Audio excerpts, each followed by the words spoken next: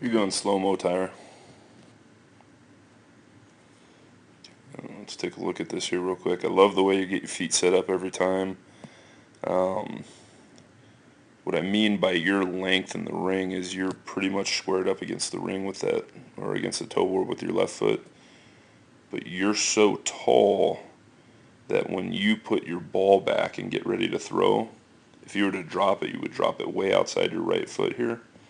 You could probably take this right foot and extend it to out here in the ring a little bit, and that would give you a little bit more time to work on the ball with your right foot, because that's where your power is, right here. Okay, if you're going to make a big throw, that's where it's going to come from.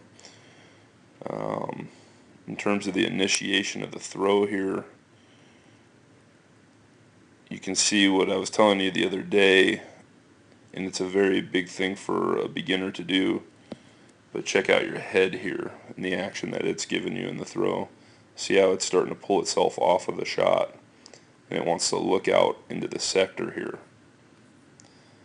before you're ready to deliver. So right now, if you threw, you'd throw right at me at the camera, but your head's looking ahead at the sector, and so it peels that ball off to where it's all on its own out there. Okay, you do a pretty good job keeping your elbow behind it and keeping it stable, but what happens then is your elbow drops down, and it ends up being more of like a free throw rather than a real put. When your head stays on it, your elbow will stay up, kind of like a chicken wing. You'll be a lot more stable on it, and you'll get a lot more better drive on it at the finish. When you follow through on the power throw, you're getting a really good job, or you're getting a really good idea from how to transfer weight from your right leg up to your left. Okay, that comes natural to you from all the other sports that you played. We just got to complete, while you have weight on this right leg, we got to complete the rotation of it to the front of the ring. Okay, so a little bit sooner you need to turn that right hip and really press your hips up in the direction that you want to throw. So it's a hip drive first that initiates the throw.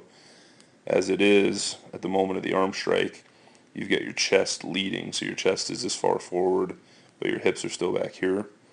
When you learn to do this really well, your hips will be up here at the toe board, and the strike will start here and then come over top. So the hips lead the throw first here. We call it a reverse C position, so when you watch a lot of our other throwers, you'll see them at the arm strike kind of looking like this from the bottom up, rather than like this where you are right now. That's like a real C position. But for you to be throwing the distances you're throwing with that kind of technique right away, we've got a ton of room for growth. Okay, nice job.